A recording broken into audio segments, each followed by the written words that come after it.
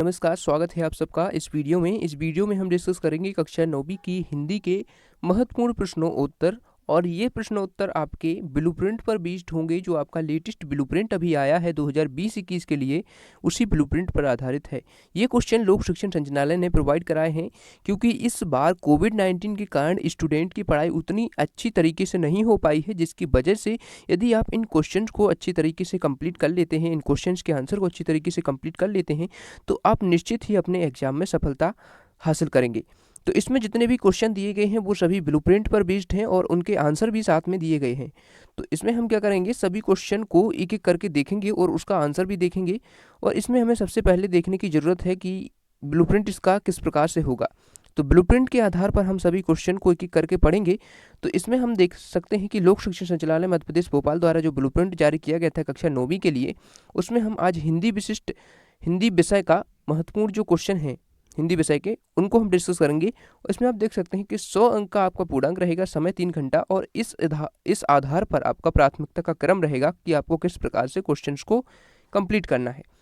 तो आज हम लेकर आए हैं आपके लिए ब्रिज कोर्स, जो आपका इकाई क्रमांक 9 है, ब्लूप्रिंट का इकाई क्रमांक 9, पत्र लेखन ब्लूप्रिंट का इकाई क्रमांक 7, और निबंध लेखन ब्लूप्रिंट का इकाई क्रमांक 8। 7, 8 और 9 जो इकाई क्रमांक है, इनमें से 25 अंक पूछे जाएंगे, क्योंकि 10 अंक का आपका निबंध होगा, 5 अंक का पत्र लेखन और 10 अंक का आपका ब्रिज कोर्स। तो इनमें से 25 अंक आपके बनते हैं और ब्लूप्रिंट के आधार पर 2 अंकीय, 3 अंकीय और 5 अंकीय और 10 अंकीय प्रश्न इसमें से पूछा जाएगा, इन तीनों इकाइयों में से। तो चलिए हम सभी को एक एक करके देखते हैं। उसके बाद हम नेक्स्ट वीडियो बनाएंगे जिसमें हम गद्य खंड, पद्य खंड, कृतिका यानी कि जो सहायक वाचन आपकी पुस्तक है उसके इंपॉर्टेंट क्वेश्चन लेंगे, और वो भी ब्लूप्रिंट के आधार पर ही होंगे। तो चलिए हम आज देखते हैं। सबसे पहले देखिए, यहाँ पर आप देख सकते हैं ब्लूप्रिंट का परिचय। ब्लूप्रिंट में आपको देखना है कि जो ब्रिज कोर्स है, ब्रिज कोर्स से 10 नंबर का आपका पूछा जाएगा, जो कि इकाई क्रमांक 9 है, और पत्र लेखन और निबंध लेखन टोटल मिलाकर आपका 25 नंबर से होगा। और इसमें 2 अंक के 2 प्रश्न होंगे, 3 अंक के 2 प्रश्न, और पत्र लेखन 5 नंबर का होता है, निबंध लेखन 10 नंबर का होता है, यानी कि 7 नंबर का निबंध और 3 नंबर की रूपरेखा। इस प्रकार से आपके 25 अंक बनेंगे, कुल प्रश्न 6 होंगे। तो इसी के आधार पर आप देख सकते हैं कि जो इकाई हैं, ये तीनों इकाइयाँ 7, 8 और 9 ब्लूप्रिंट की, इनमें से 2 अंक की जो भी क्वेश्चन बन सकते हैं, चूँकि 2 अंक के क्वेश्चन ब्रिज कोर्स से ही बनेंगे, और पत्र लेखन से तो बन नहीं सकता 2 अंक का प्रश्न, क्योंकि 5 अंक का आता है पत्र, और इसमें प्रार्थना पत्र हो सकता है, ठीक है, औपचारिक अनौपचारिक 2 प्रकार के पत्र हो सकते हैं, और निबंध लेखन आपका 7 अंक का और 3 अंक का बन सकता है। तो चलिए हम देखते हैं 2 अंकीय प्रश्न। 2 अंकीय प्रश्न में सबसे पहला जो क्वेश्चन है आपका, निम्नलिखित तत्सम और तद्भव शब्दों को पहचान कर लिखिए। तत्सम और तद्भव शब्दों को पहचान कर लिखना है। तो इसमें कुछ शब्द दिए गए हैं, इनके अनुसार आप लिखेंगे। तो तत्सम शब्द कौन कौन से हैं उनको आप याद रखिए। हस्त, भित्ति, स्वप्न, मृतिका, शाक, चंद्र, श्रृंखला, ये सब हैं तत्सम शब्द। तद्भव शब्द पर आप देख लीजिए, तद्भव शब्द ये सारे हैं। तो इनमें से आपको सभी को याद कर लेना है, इनमें से कोई भी पूछे जा सकते हैं, ठीक है। उसके बाद अगला क्वेश्चन है, देखिए इसमें से सिंपल क्वेश्चन ही होंगे ब्रिज कोर्स में से, जो आपके दैनिक जीवन से रिलेटेड होंगे। क्वेश्चन नंबर 2 है, पेड़ पौधे हमारे लिए किस प्रकार फायदेमंद है। तो ये क्वेश्चन इस क्वेश्चन का आंसर आप स्वयं लिख सकते हैं, और इसमें जैसा लिखा है इसको आप इस प्रकार से भी याद कर सकते हैं। पेड़ पौधे हमें शुद्ध हवा, फल फूल एवं औषधि प्रदान करते हैं तथा ठंडी छाया व परोपकार करने की सीख भी देते हैं, ठीक है। तो इसको आप लिख लीजिए इस प्रकार से। उसके बाद अगला क्वेश्चन है, हमें अपने पर्यावरण को सुरक्षित रखने के लिए क्या क्या कदम उठाने चाहिए, विस्तार पूर्वक लिखिए। तो पर्यावरण को सुरक्षित रखने के लिए निम्न कदम उठाने चाहिए। वृक्षों को काटना नहीं चाहिए, नए वृक्ष लगाना चाहिए, लगे हुए पेड़ों की सुरक्षा करनी चाहिए, और सभी को पर्यावरण को सुरक्षित रखने के लिए संदेश देना चाहिए। तो इस प्रकार से इनको आप याद करेंगे। उसके बाद हम नेक्स्ट क्वेश्चन देखते हैं, क्वेश्चन नंबर 4, निम्नलिखित शब्दों की संधि करिए। संधि में आपको इनकी संधि करना है। तो क्वेश्चन नंबर 4 है, निम्नलिखित शब्दों की संधि करिए। तो पहला है तथा प्लस एव, तथैव। दूसरा है पौ प्लस अक, पौवक। तो इसका पावक बनेगा। सु प्लस आगत, स्वागत। सुर प्लस ई, सुरेश। देव प्लस आलय, देवालय। उसके बाद देखते हैं प्रश्न क्रमांक 5। प्रश्न क्रमांक 5 में है, निम्न शब्दों को संधि विच्छेद कीजिए। कुछ शब्द दिए गए हैं, इनका हमें संधि विच्छेद करना है। तो देखिए, सरलार्थ का है सरल प्लस अर्थ, देवर्षि का देव प्लस ऋषि, नारीश्वर का नारी प्लस ईश्वर, और निर्धन का निहत प्लस धन, यद्यपि का यदि धन अपि। तो इस प्रकार से आप संधि विच्छेद कर सकते हैं। उसके बाद अगला क्वेश्चन है, निम्नलिखित पंक्तियों में अलंकार छांटकर लिखिए।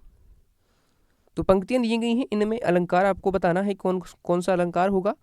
तो का नंबर में आप देख सकते हैं, कुकी लगी कोयल कदम्बन पे बैठी फेरी, तो इसमें अनुप्रास अलंकार है।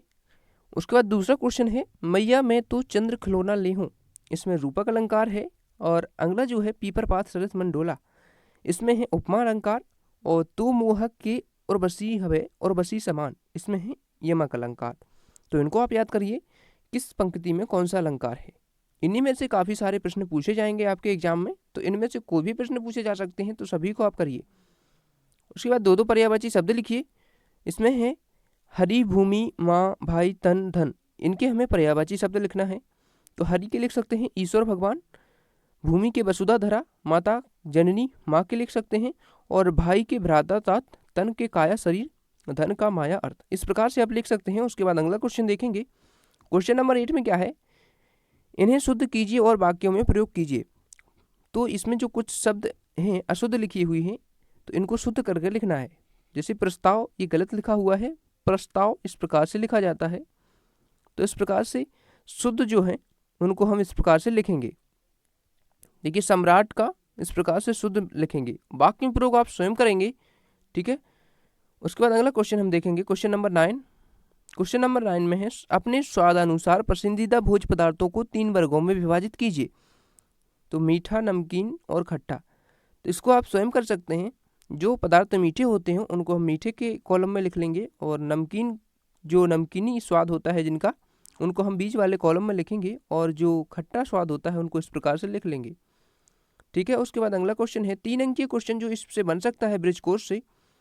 देखिए क्या पूछा जा सकता है, निम्नलिखित मुहावरों व लोकोक्तियों का अर्थ लिखकर वाक्यों में प्रयोग कीजिए। ये वाला क्वेश्चन पूछा जा सकता है। इसमें मुहावरे दिए गए हैं, अर्थ दिया गया है, वाक्य में प्रयोग दिया गया है। तो पहला है, अंगूठा दिखाना एन मौके पर मना कर देना। जब मैंने रिया से घड़ी मांगी तो उसने अंगूठा दिखा दिया, ये वाक्य में प्रयोग हो गया। इसका अर्थ ये हो गया अंगूठा दिखाने का, और ये मुहावरा है। तो इसमें जो मुहावरे दिए गए हैं, और कुछ इसमें लोकोक्तियाँ भी दी गई हैं, जैसे कि धोबी का कुत्ता घर का ना घाट का, जिसका आदर ना हो जो कहीं का ना हो। तो इस प्रकार से आप इसका वाक्य में प्रयोग भी देख सकते हैं, सभी देख सकते हैं। सभी को एक एक बार पढ़ लीजिए, क्योंकि कोई भी इसमें से पूछा जा सकता है। उसका बाद दूसरा क्वेश्चन है इसका, हेलेन केलर की तरह अगर आप किसी ऐसे व्यक्ति को जानते हैं तो उसकी विशेषताओं को अपने अनुभव के आधार पर लिखिए। तो ये आप स्वयं करेंगे, ठीक है। उसके बाद तीसरा क्वेश्चन है, निम्न शब्दों की सहायता से कहानी लिखिए। आपको पेपर में कोई भी शब्द दिए जाएंगे, उनमें से आपको उन शब्दों के अनुसार कहानी लिखनी होगी। तो ये आप पेपर के अनुसार लिखेंगे। एक एग्जाम्पल आप देख लीजिए कि जैसे कि इसमें कुछ शब्द दिए गए हैं, पेड़, आकाश, शेर, चिड़िया, घर, जंगल, फूल, तितली, बच्चे, धुआं। तो इस प्रकार से इसके आधार पर जो कहानी बनेगी वो इस प्रकार से बनेगी, इसको आप पढ़ लीजिए, और इसके आधार पर आप अन्य कहानी बनाने का प्रयत्न कीजिए। इसमें कुछ और क्वेश्चन भी दिए गए हैं, जैसे क्वेश्चन नंबर 6 दिया गया है, क्वेश्चन नंबर 4, इनसे भी आपको कहानी बनानी है। क्वेश्चन नंबर 6 में कहानी बनानी है। क्वेश्चन नंबर 4 में क्या है, निम्नलिखित शब्दों को वाक्य में प्रयोग कीजिए। जैसे अंतरिक्षयान, यात्री, वायुमंडल, प्रशिक्षण, तापमान, उड़ान, इन शब्दों का वाक्य में प्रयोग करना है। तो ये आप आसानी से कर सकते हैं। इसमें आंसर भी दिए गए हैं, सभी को देख लीजिए। कल्पना कीजिए कि आप मंगल पर हैं। सरल शब्दों में अपनी कल्पना को कलमबद्ध कीजिए। तो इसका उत्तर देख सकते हैं आप, कल्पना चावला की अंतरिक्ष यात्रा का वर्णन अपने शब्दों में लिख सकते हैं, ठीक है। तो इस प्रकार से आप लिख सकते हैं। उसके बाद देखते हैं क्वेश्चन नंबर 7, नीचे दिए गए जीव जंतुओं की विशेषता लिखिए। तो कुत्ता, बकरी, ये सब आप जानते हैं इनकी विशेषताएं, तो इनको आप लिख सकते हैं। क्वेश्चन नंबर 8 है, विभिन्न चारित्रिक विशेषताओं का वाक्य बनाइए। तो इन चारित्रिक विशेषताओं जैसे गुस्सा हो गया, समझदार, दयालु, सहनशील और क्रूरता, इन पर हमें वाक्य बनाना है। तो इनको आप इस प्रकार से बना सकते हैं। आपको कोई और दिए जा सकते हैं पेपर में, सभी को कंप्लीट कर लीजिए, लेकिन आप पहले इनको कंप्लीट कीजिए, क्योंकि इन्हीं में से क्वेश्चन आएगा। क्वेश्चन नंबर 9 है, दिए गए शब्दों पर आधारित मुहावरे लिखिए और उन्हें अपने शब्दों में प्रयोग कीजिए। तो नाक, कान, ये शरीर से रिलेटेड जितने भी मुहावरे हैं इनको आप देख लीजिए, सभी को एक एक करके याद कीजिए, कोई भी पूछा जा सकता है। उसके बाद क्वेश्चन नंबर 10 है, अपनी सुबह से रात की दिनचर्या लिखिए। ये सारे जो क्वेश्चन हैं ये आप स्वयं करेंगे, ये अपने आधार पर लिखेंगे। उसके बाद कल आपने कौन सा अच्छा काम किया लिखिए, ये सब आप अपने आधार पर करेंगे। क्वेश्चन नंबर 12 है, कल आपने कौन सा नया काम किया, क्या आपने कभी ऐसा काम किया है जिससे आपको पछताना पड़ा हो। तो ये सब आप इसमें से देख लीजिए, और जो इसमें हिंट दी गई है आपको आंसर लिखने की, उसके आधार पर आप अपना आंसर लिख सकते हैं।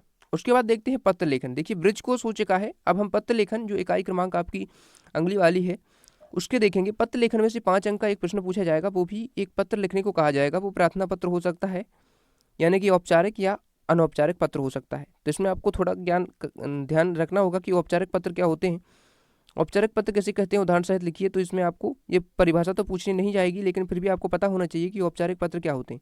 ये पत्र जो किसी कार्यालय, संस्था अथवा व्यावसायिक उद्देश्य की पूर्ति हेतु लिखे जाते हैं उन्हें हम व्यक्तिगत पत्र नहीं कहते हैं, औपचारिक पत्र कहते हैं। ये पत्र व्यक्तिगत नहीं होते हैं, जैसे प्रार्थना पत्र, आवेदन पत्र, ठीक है। ये किसी अधिकारी को लिखे जाते हैं, जैसे कलेक्टर को लिखा गया पत्र, ठीक है। तो ये औपचारिक पत्र होते हैं। और अनौपचारिक पत्र जैसे किसी अपने मित्र को लिखना, पिताजी को लिखना, ठीक है, ये अनौपचारिक पत्र होते हैं। इनमें से एक अथवा में पूछा जाएगा, अनौपचारिक और औपचारिक एक अथवा में होगा। तो आप दोनों को कर लीजिए, कोई सा भी आप कर सकते हैं, ठीक है। इस प्रकार से आप देखते हैं, ये तो आपको याद ही होंगे। स्थानांतरण प्रमाण पत्र हेतु प्रार्थना पत्र, तो ये सब इसमें से अभी देख सकते हैं आप, और अपने विद्यालय का नाम, शहर का नाम, ये सब स्वयं लिख सकते हैं। उसके बाद इसको भी आप कंप्लीट करिए। अपने प्राचार्य महोदय को 3 दिवस के अवकाश हेतु प्रार्थना पत्र, ये तो आपसे बनते ही हैं, छोटी कक्षाओं में भी आपने पढ़े होंगे। उसके बाद शाला मुक्ति हेतु प्रार्थना पत्र, इस प्रकार से आप लिख सकते हैं। उसके बाद आते हैं अनौपचारिक पत्र पर। अनौपचारिक पत्र हेतु आपको क्या प्रारूप रहेगा, देख सकते हैं आप यहाँ पर। अंक विभाजन इसका है लेखन, जिसमें आप 5 अंक का पूछा जाएगा, अथवा में रहेगा, ठीक है। और इसमें आप देख सकते हैं कि किस प्रकार से अंकों का विभाजन इसमें रहता है। संबोधन का आपको 1 अंक मिलता है, 2 अंक आपको विषय वस्तु लिखने पर, विषय लिखने पर, ठीक है। उसके बाद प्रेषक का नाम 1 अंक आपको मिलता है। इस प्रकार से आपकी, ठीक है, प्रेषक का पता आपको 2 यहाँ पर लिखना होता है। तो जो अंकों का विभाजन है उस प्रकार से दिया गया है। यदि आप इतना भी लिख देते हैं तो आपको 1 अंक मिल जाता है। तो कभी भी पत्र को छोड़े ना, क्योंकि आपको एक एक नंबर अलग अलग पार्ट से मिलता है। जैसे संबोधन से आपको यहाँ से 1 नंबर मिलेगा, और विषय लिखने पर आपको यहाँ पर 2 नंबर मिलेंगे, प्रेषक का नाम लिखने पर 1 नंबर मिलेगा, ठीक है। उसके बाद देखते हैं अगला जो क्वेश्चन है, अपने मित्र के जन्मदिन पर उसे बधाई पत्र लिखिए। ये अनौपचारिक पत्र हो गया, तो इसको आप याद कर लीजिए, ठीक है। यहाँ पर अपना नाम आप स्वयं लिख सकते हैं किसी आधार पर, ठीक है। उसके बाद अगला जो क्वेश्चन है, क्वेश्चन नंबर 8, वार्षिक परीक्षा की तैयारी के संबंध में अपने पिताजी को पत्र लिखिए। ये सब आप याद कर सकते हैं। उसके बाद आते हैं निबंध लेखन पर। निबंध लेखन में से कुल 10 अंक होगा, जिनमें से 7 अंक का निबंध होगा, 3 अंक की रूपरेखा लिखनी होगी। तो ये आपको पहले भी आपने करे हुए क्वेश्चन हैं। तो ये जो विषय दिए गए हैं, इनके आधार पर आप निबंध तैयार कीजिए, कोई भी कर सकते हैं, 2-3 कर लीजिए। विज्ञान के चमत्कार ज़्यादा इम्पोर्टेंट है, जल ही जीवन है, मेरा प्रिय खेल, और पुस्तकालय का महत्व, ये सब जो है बहुत ही इम्पोर्टेंट है, इनको आप कर लीजिए। उसके बाद विद्यार्थी जीवन, आपको रूपरेखा भी इन्हीं में से किसी से भी लिखने को कहा जाएगा, तो आप रूपरेखा भी इसी में से लिख सकते हैं, ठीक है। उसके बाद देखते हैं क्वेश्चन नंबर 2 है, निम्नलिखित में किसी एक विषय पर 200 से 250 शब्दों में रूपरेखा सहित निबंध लिखिए। तो इसमें निर्धारित अंक 7 होता है, इसमें रूपरेखा भी लिखना है और निबंध भी लिखना है।